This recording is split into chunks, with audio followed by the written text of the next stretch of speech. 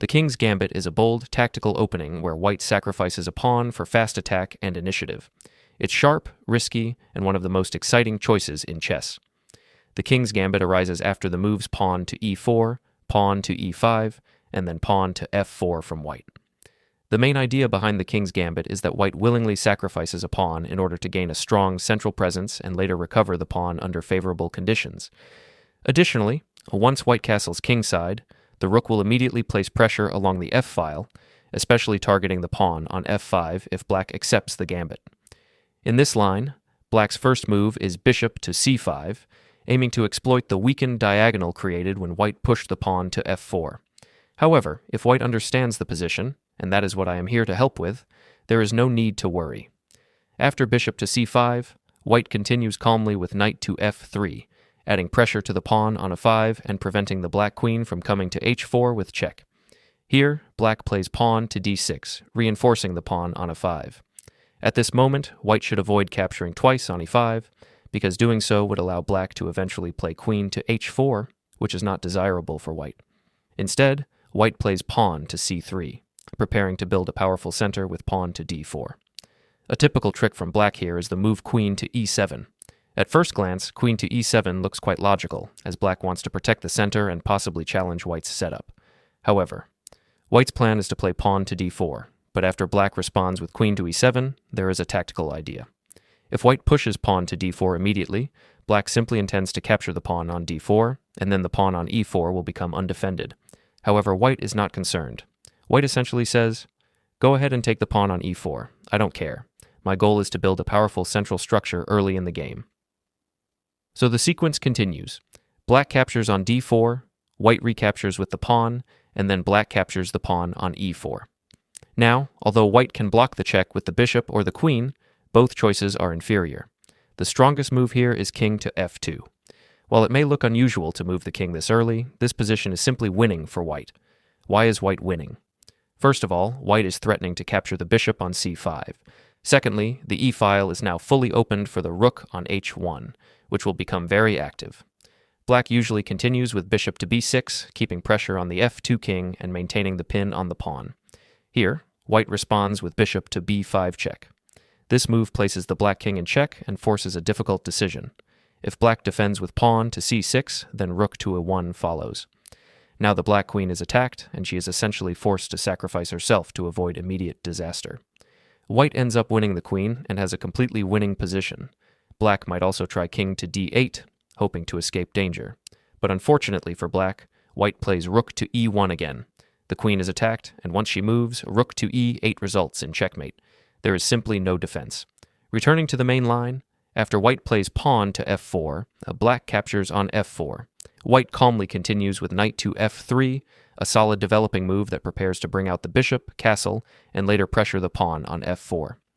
Black usually responds with pawn to g5, trying to hold the pawn on f4 and develop with pawn to h6 and bishop to g7. However, this plan does not work. White plays bishop to c4, developing with tempo and immediately targeting the critical weakness on f7. After pawn to h6, black attempts to support the pawn chain on g5, but white strikes back with pawn to h4, attacking g5 directly. If black continues with knight to c6, then white captures on g5, and black cannot recapture with the pawn because the rook on h8 would be lost. Even capturing with the queen fails due to white's growing attack. Since the knight is controlling the g5 square, black now plays pawn to f6, reinforcing the pawn on g5. This way, if white captures on g5, black can recapture with the f-pawn. However, white has a brilliant tactical idea here. Knight to e5. After this move, the position is essentially lost for black. If black ignores the knight, then knight to f7 is coming, forking the black queen and rook. Therefore, black is forced to capture the knight. Once black takes the knight, the attack becomes brutal.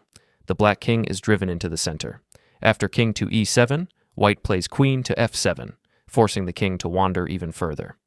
The king stepping to d6 looks almost comical, but the attack continues mercilessly. After the king returns to e7, queen takes on e5, delivers a clean checkmate. Returning to the main line, after pawn to f4 and black accepts the gambit, white plays knight to f3. After pawn to g5, white can also choose the move pawn to h4. The idea behind pawn to h4 is simple. White immediately attacks the base of black's pawn chain and starts breaking it apart. When white plays pawn to d4, the goal is to eventually win back the pawn on f4. Black often responds with pawn to g4, trying to hold on to the pawn chain. But white is not concerned. After all, white has sacrificed a pawn for the attack and wants to place pieces forward, not backward. So white continues to develop actively. Black plays knight to f6, defending the pawn on g4 and preparing to capture on e4 if the position opens. White then captures on e4, black recaptures, and white follows with pawn to d3, deliberately inviting the black knight into the position.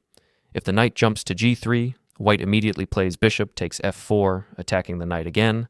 If black becomes greedy and captures the rook with knight takes h1, white strikes with queen to e2. After black responds with queen to e7, the queen is now pinned along the e-file. White continues with knight to f6, adding even more pressure. Black's king must move to d8. Here white plays the beautiful tactic bishop takes c7, forcing the black king into a hopeless position. The king is compelled to capture the bishop. After the king takes on c7, knight to d5 follows, attacking the pinned queen. White wins the queen, and with it, the game. Returning once again to the main position, after white plays pawn to f4 and black accepts the gambit, white develops naturally with knight to f3. Black continues with pawn to g5, and white replies with pawn to h4. After black pushes pawn to g4, white immediately jumps forward with knight to e5, placing the knight in the center. In the king's gambit, white should always aim to advance pieces aggressively rather than retreat, since this is an opening meant for attack. Black now plays knight to f6. Bishop to a7 would be a calmer defensive try, but in this line black chooses pawn to d6, attacking the knight on e5. But this is the king's gambit. White is not here to retreat or play quietly. Instead of moving backward, white goes directly for the attack with knight takes f7, sacrificing the knight. Even though the computer may evaluate the position as slightly better for black, around plus 1.5, this advantage is not decisive for a human player. The position is extremely sharp, and black must defend with great accuracy. After the sacrifice, white continues with bishop to c4 check. Black tries to block with bishop to e6, which looks sensible. Black is up material and wants to trade pieces. But this plan fails. After the bishops are exchanged, white plays queen takes g4 check, and suddenly white has a powerful attack. Despite being down material, the exposed black king and broken structure give white a clearly superior practical position. White's position is strong because black's king is completely exposed. Even though black is ahead by a piece, white has compensation in the form of pawns, rapid development, and a king stuck on a 7 that cannot castle. Black's pieces, especially the bishop on c5, are restricted and slow to join the game. White continues with knight to c3, aiming to jump to d5 and deliver a dangerous check. Black replies with knight to f6, attacking the queen and covering d5, but white simply plays queen takes f4, keeping pressure on the position. After bishop to g7, supporting the knight and preparing rook activation, white strengthens the center with pawn to d4, opening lines for the bishop and increasing activity. Following rook to f8, white must prevent the black king from escaping to g8. Therefore, white pushes pawn to a5, opening lines before the king can run. After exchanges in the center, black plays knight to d5, attacking the queen and forcing trades. White calmly responds with queen to g3, attacking both the bishop and the knight while preparing bishop to g5, which is decisive. In the game, black played knight takes c3.